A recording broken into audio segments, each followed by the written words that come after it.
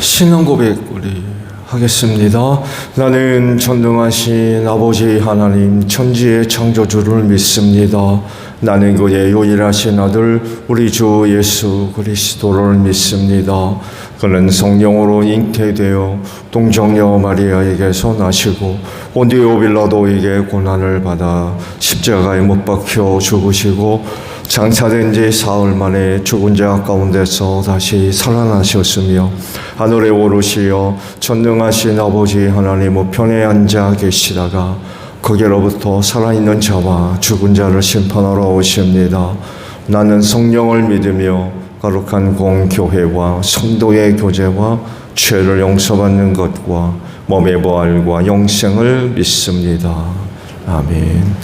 25장 찬송하죠.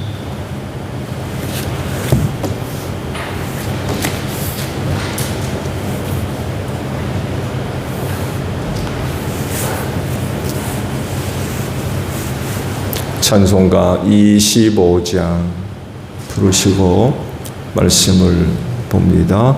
면류관 벗어서 주 앞에 드리세 저 천사 기쁜 노래가 온 땅에 퍼지네 내 혼아 깨어서 주 찬송하여라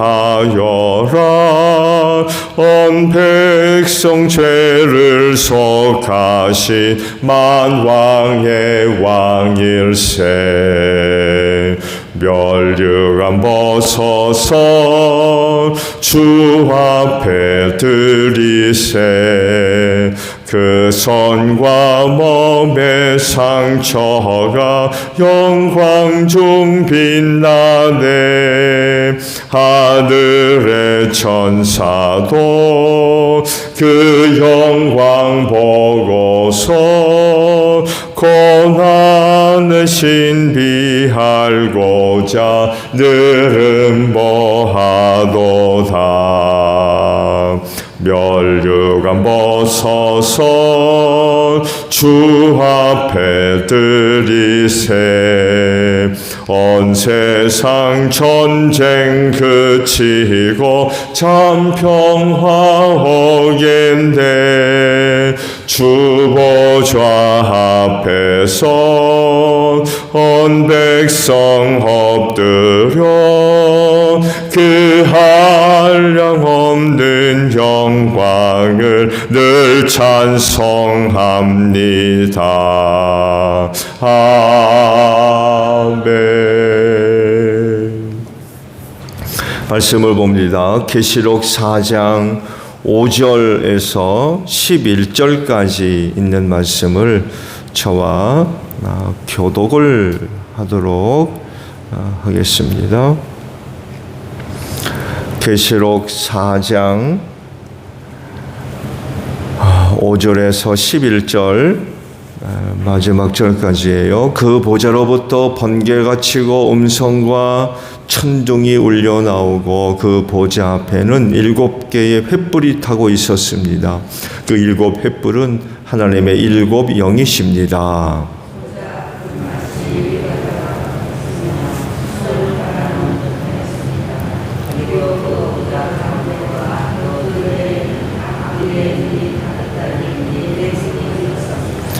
첫째 생물은 사자와 같이 생기고 둘째 생물은 송아지와 같이 생기고 셋째 생물은 얼굴이 사람과 같이 생기고 넷째 생물은 날아가는 독수리와 같이 생겼습니다.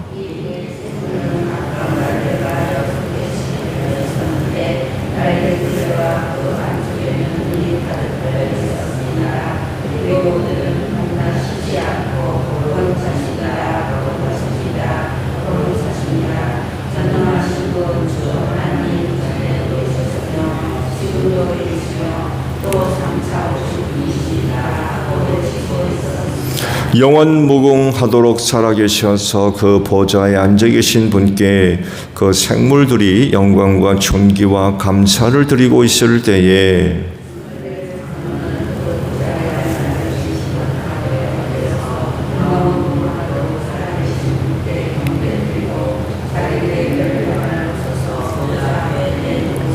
함께합니다. 우리의 주님이신 하나님, 주님은 영광과 존귀와 권능을 받으시기에 합당하신 분이십니다. 주님께서 만물을 창조하셨으며 만물은 주님의 뜻을 따라 생겨났고 또 창조되었기 때문입니다 하고 외쳤습니다. 아멘. 오늘 아침에는요 8절 중반절에 있는 말씀이에요. 그리고 그들은 밤낮 쉬지 않고 라는 말씀입니다. 신금영 원사님이 소천하셨다고 연락이 왔어요. 어제 저녁 10시 9분경에 돌아가셨다고 연락이 와서 내일 장례식이 있을 것 같고 오늘은 입관 예배가 아무래도 있겠죠. 그래서 오전 중에 잠깐 건너가서 뵙고 입관 예배는 몇 시에 드릴지 교회 단체방에 올려놓도록 그렇게 하겠습니다. 장례를 어떻게 하실지 아직 정하지를 않으신 것 같아요. 그래서 일단은 오늘 오전 중에 잠깐 건너가서 뵙고 장례식 절차를 어떻게 하실지, 만약 교회에서 한다 그러면 교회 단톡방에다가 입관 예배는 몇 시에 드릴지 상세한 내용들 올려놓도록 그렇게 하겠습니다. 오늘 보신 말씀의 내용들은 하늘 보좌가 어떤 건지, 또 그 하늘 보좌를 중심으로 해서 어떤 상황들이 있었는지, 벌어지고 있는지를 기록을 하고 있습니다. 5절의 말씀을 보게 되면 특히 그 보좌에서 어떤 일이 있는지 환상 중 요한이 보고 기록을 하죠. 보좌는 당연히 하나님께서 앉아 계신 그 보좌겠죠. 보면 번개가 치고 음성과 천둥이 울려 나오고 보좌 앞에는 7개의 횃불이 타고 있는데 이건 하나님의 7영이다 라고 설명을 하십니다. 요한이 보았던 하늘 보좌에 관한 환상이 이전에 이와 비슷한 일이 이 세상에 있었다는 것을 기억나게 하시는 것 같아요. 보좌는 하나님이 앉아 계신 곳이죠. 하나님의 임재가 일어나는 그런 곳입니다. 이거와 비슷한 일이 이전에 이 세상에도 있었죠. 바로 시내산 사건입니다. 이스라엘 백성들이 출애굽을 한 이후 시내산에 도착을 하고 그곳에서 율법을 받지 않았습니까? 모세를 올라오라고 하셔가지고 그 시내산에서 있을 일들에 관해서 몇 가지 말씀을 하셨는데 사흘째 되는 날에 내가 그 시내산에 내려가겠다. 그러니 그 백성들로 하여금 준비시켜라. 명령하시죠. 옷도 빨고 금식도 하고 정결 예식들을 갖춥니다. 부인도 가까이 하지 않고. 그러면서 하나님께서 시내산에 임재하심을 준비케 하십니다. 그리고 사흘째 되는 날에 하나님께서 시내산으로 내려가시는데 그때 어떤 일이 벌어지냐면 하늘 보좌에서 일어났던 일들과 같은 일이 그 시내산에 벌어지게 됩니다. 산에 번개가 치고 또 천둥 소리가 나고 짙은 구름이 산을 덮고 또 불이 일어났다고. 여러분, 시내산에 화산이 있는 거 아닙니다. 네. 불이 났다 해가지고 시내산에 화산이 있는 걸로 생각하기 쉬운데 시내산에는 화산이 없어요. 그러니까 불이 났다는 이야기는 시내산 꼭대기에 불이 붙었다는 얘기입니다. 그렇다고 해가지고 나무가 있는데 나무가 있는 것도 아니에요. 순 돌산입니다. 돌산, 바위산. 근데 하나님께서 그 산으로 내려가시니까 산 꼭대기에 불이 난 거예요. 산이 탄 거죠. 그래서 그 불 때문에 연기가 자욱하게 일어나고 산 전체가 진동하는 지진 같은 게 일어난 것 같아요. 이것을 본 백성들이 죽을까 해가지고 굉장히 몹시 떨었다고, 두려움에 떨었다고 말씀을 하죠. 그러면서 모세에게 하나님께서 직접 우리에게 말씀하시면 우리가 다 죽을 것 같다. 그러니까 모세가 대신 우리에게 말씀해다고, 그러면 우리가 듣겠노라고 그런 그 부탁을 하는 일도 있었죠. 그러자 모세가 지금 시내산에 일어나는 이 일을 설명을 해 주었죠. 다른 게 두 가지를 말씀하셨어요. 하나님께서 여러분을 시험하시는 거다. 또 하나는 하나님을 두려워하게 해서 죄짓지 못하게 하시려고 좀 그런 일을 일으키신 거다라고 설명을 해줍니다. 이것이 시내산에 하나님의 임재가 있을 때에 일어난 사건들입니다. 그래서 백성들이 그런 것들을 보고 하나님이 시내산에 내려오셨구나 라는 것을 알게 된 거죠. 그 시내산에 하나님의 임재가 일어났던 일과 하늘 보좌에서 일어났던 일이 비슷해요. 뭘 얘기하느냐? 하나님의 임재가 있는 곳, 하나님의 머물러 계신 곳에서는 이런 일들이 일어난다는 거죠. 결국 이런 일들이 하나님의 보좌에서 일어난다는 얘기는 결국 하나님의 보좌 앞으로 누구나가 다 쉽게 나아갈 수 있는 게 아니라는 거예요. 시내산에서 그런 일이 있었을 때 백성들이 죽을까 봐 무서워했거든요. 하늘 보좌에서도 그와 비슷한 일들이 일어났다는 얘기는 하나님의 보좌 앞으로 누구나가 다 쉽게 나아갈 수가 없는 곳에 계신 분이 바로 하나님이라는 거예요. 그야말로 허락된 존재만이 그 보좌 가까이 앞으로 나아갈 수 있지 아무나 그렇게 나아갈 수 있는 자리가 아니라는 거예요. 여러분, 그 시내산에 누가 가요? 모세만 올라갔습니다. 허락된 사람만. 하늘 보좌도 마찬가지예요. 보좌에서 그런 일이 일어나기 때문에 누구나가 다 쉽게 그 보좌 앞으로 가까이 나아갈 수가 없고 허락된 존재들 이외에는 보좌 앞에 서는 것들이 허락이 안 돼 있다라는 그런 그 사실입니다. 그러면 누가 하나님의 보좌 앞으로 나아갈 수 있느냐라고 할 때 첫 번째는 당연히 예수님이죠.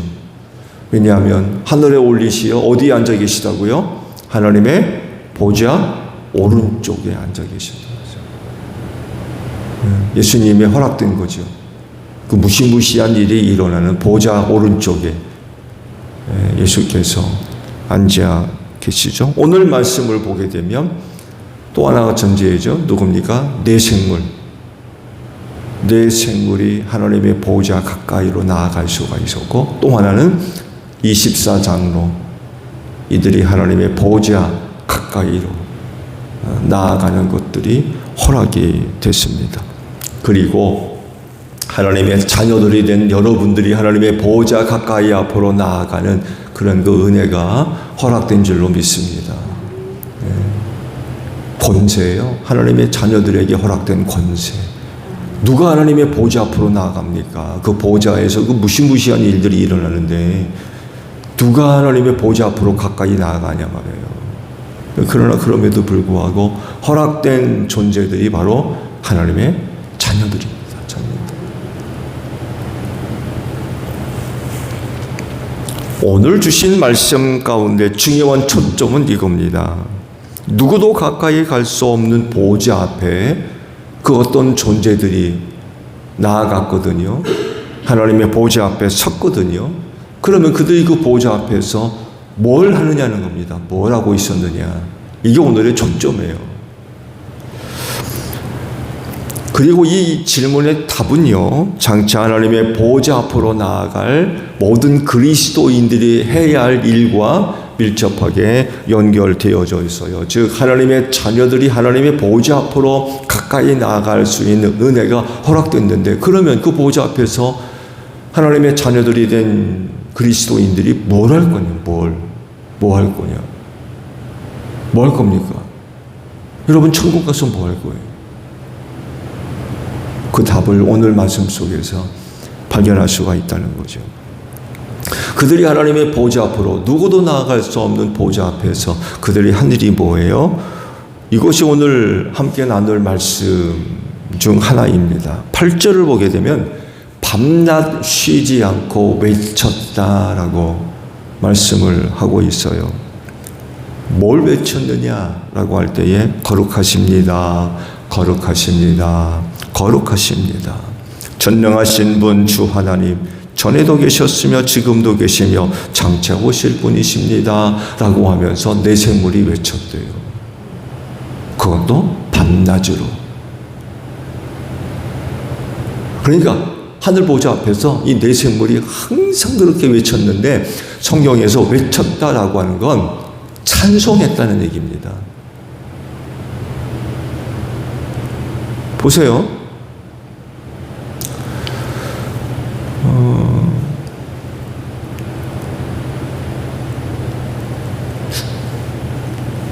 정부 공공 건물이나 요즘 어디가 대학교에서도 데모들 하고 있죠.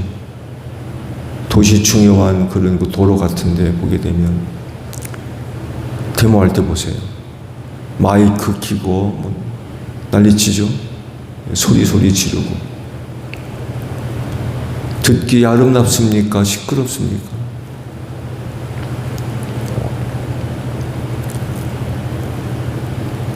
시끄럽죠.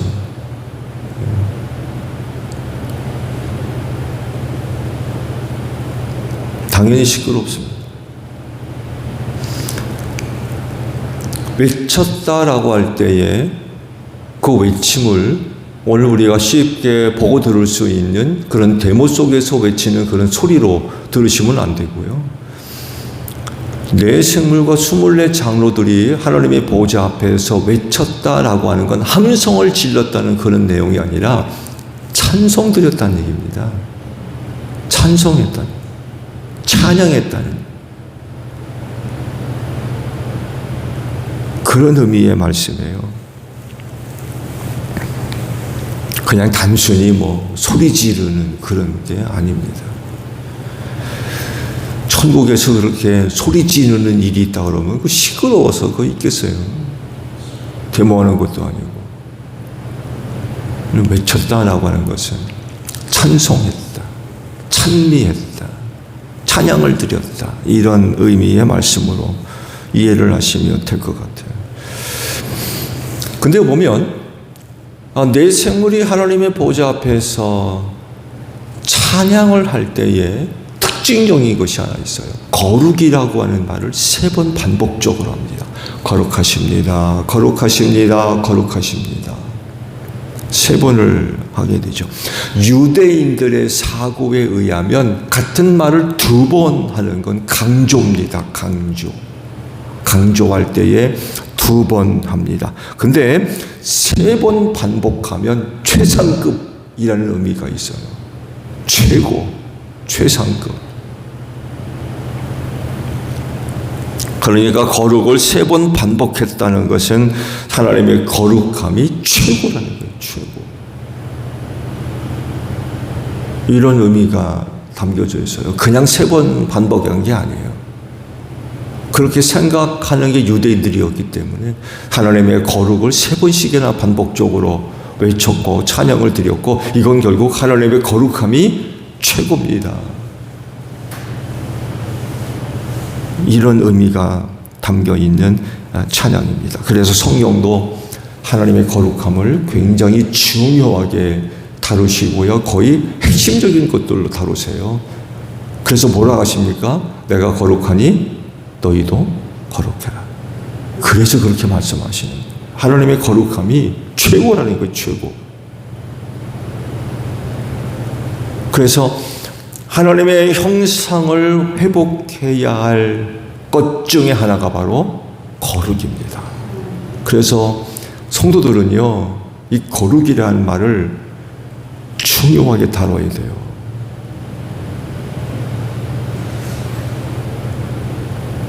결코 가볍게 여길 수 있는 그런 그 말씀이 아닙니다.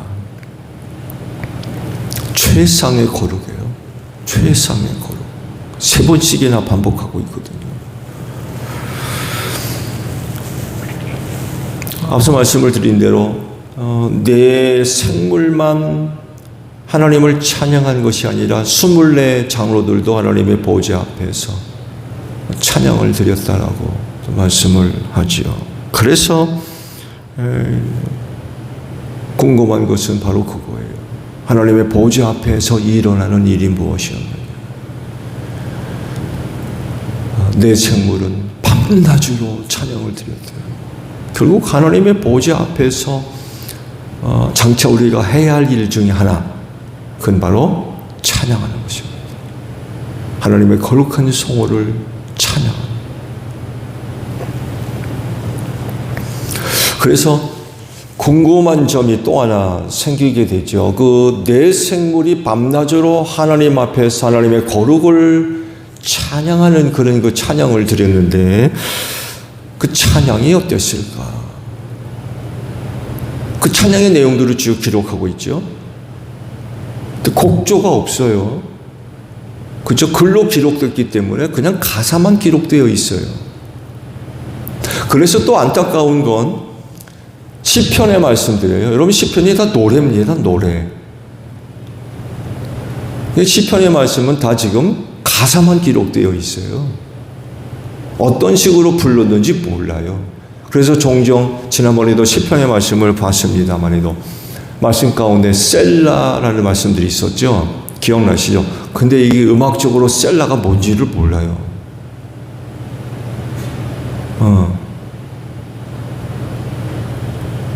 노래인데 곡조를 따라 불렀던 노래인데 셀라가 들어가거든요. 이 셀라가 뭔지를 몰라요. 정확하게. 그래서 사실은 시편의 말씀을 볼 때 찬양해야 됩니다. 그 가사를 따라 곡조에 맞게 사실은 찬양을 불러야 돼요. 근데 그게 무슨 곡조인지 몰라요. 일부는 뭐 전통적 구전에서 내려오는 그런 거 찬양도 있습니다만 해도 다 밝혀지지를 못했어요. 어떤 식으로 불렀는지 몰라요. 내 생물이 하나님 보좌 앞에서 찬양을 한 가사가 기록되어 있죠. 어떻게 부르는지 몰라요. 한 가지 분명한 건 최고의 노래였을 거라는 거죠. 하늘나라에서 하나님을 찬양하는 찬양이 들어도 그만 불러도 그만 그런 식으로 불렀겠습니까? 절대로 그렇게 부르지 않았을 겁니다. 아마 이 세상에서는 들을 수 없는 아름다운 곡조로 찬양드렸을 거예요. 천상의 소리라고 그래요. 이 세상에서 들을 수 있는 최고의 노래를 천상의 노래. 천상이 어디예요? 천국이잖아요. 천국에서나 들을 수 있는 노래. 최고의 아름다운 노래를 들었을 때에 천상의 노래를 들었다고 그래요. 천국에서나 들을 수 있는 노래. 그러니까 최고의 아름다운 곡조로 하나님을 찬양했다는 얘기예요. 가장 아름다운 노래, 가장 아름다운 곡조, 정말 이 세상에서는 들을 수 없는 그런 아름다운 찬양이 그 당시 하나님 아버지 앞에 드려지고 있었다. 밤낮으로.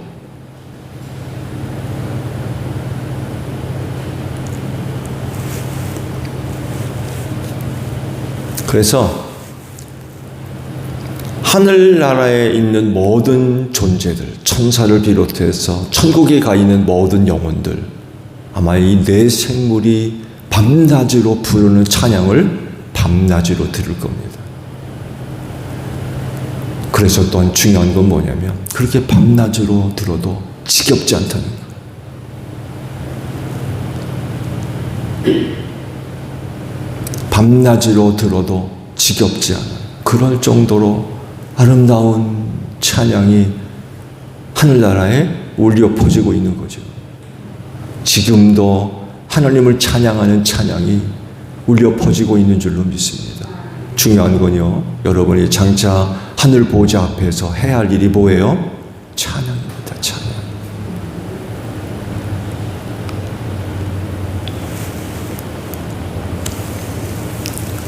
그렇게 네 생물이 밤낮으로 찬양을 드렸다라고 하는 이야기는 결국 하나님께서 그들이 부르는 찬양을 받으신다는 얘기예요. 안 받으시면 그만두라고 할 겁니다. 그렇죠? 하나님께서 그들이 그렇게 밤낮으로 찬양 드리는 것을 싫어하신다면 한두 번 듣고는 야 그만해라 그러셨을 거예요. 그런데 밤낮으로 내 생물이 하나님을 찬양했다라고 하는 이야기는 하나님이 밤낮으로 그들이 부르는 찬양을 즐겨 기쁘게 받으신다는 얘기예요. 그만큼 하나님이 뭘 좋아하세요? 찬양을 좋아하세요.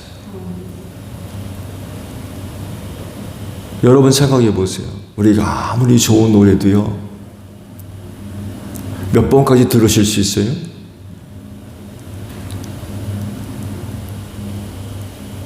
근데 하나님은 밤낮으로 부르는 찬양을 전부 받으세요. 그만큼 하나님이 그 찬양을 좋아하신다는 얘기예요. 여러분 찬양을 어떻게 하세요? 여러분 찬양 어떻게 부르십니까?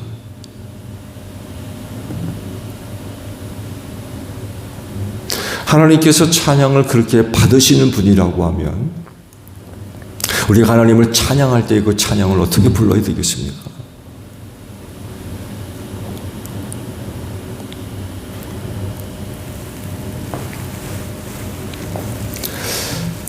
성도들이 불러드리는 찬양 귀한 겁니다. 하나님이 기뻐 받으시는 찬미의 제사이기 때문에 그래요. 그런데 그 찬양을 하나님께 드리는데 정성을 다하지 않고 부르는 도 많은 도 그렇게 불러서야 되겠느냐. 밤낮으로 불러도 싫다 하지 않으시고 그들의 찬양을 전부 다 받으시는 하나님이시라고 한다면 한두 번 밤낮으로 부르는 것도 아니고 예배 가운데 몇 번 부르는 찬양 힘을 다해서 불러야 돼요. 정성을 다해서 내가 소리 낼 수 있는 소리 가운데 최고의 아름다운 목소리로 하나님을 찬양해야 됩니다. 그냥 나오는 대로 그냥 불러제끼는 그런 게 아니라 내가 소리 낼 수 있는 가장 아름다운 목소리로 찬양을 드려야 돼요.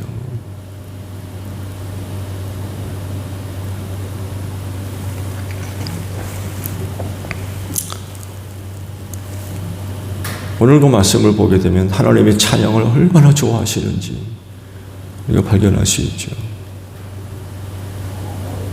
오늘 새벽 제단에도 찬송 한 장 벌써 불렀죠? 하나님이 기뻐 받으신 줄로 믿습니다. 하나님이 기뻐 받으실 만한 찬양이 될 수 있도록 여러분 이 땅에 있는 동안 여러분 찬양 잘 하십시오. 드리는 찬양의 제사 하나님께서 기뻐 받으실 수 있도록 불러야 돼요.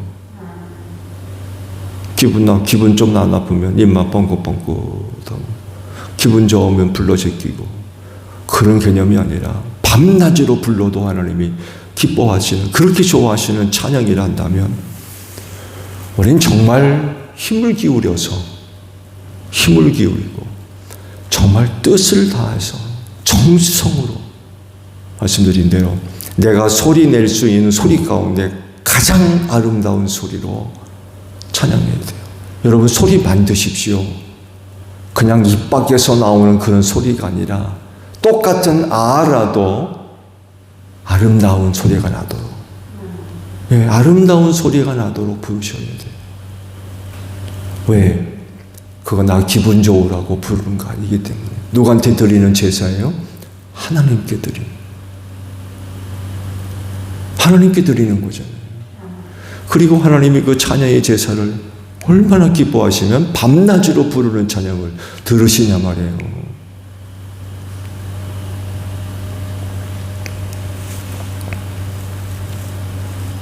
그러므로 여러분들도 밤낮은 아니더라도, 예? 밤낮은 아니더라도 호흡 있는 동안 찬양에 감동을 주셔서 찬송할 때에 정말로 뜻을 다해서 찬양의 제사를 하나님께 드리는 여러분들이 되시기를 바랍니다. 크고 아름다운 목소리로 오늘 하루도 여러분의 입술에 찬양의 제사가 넘치기를 바랍니다. 주기도문 합니다.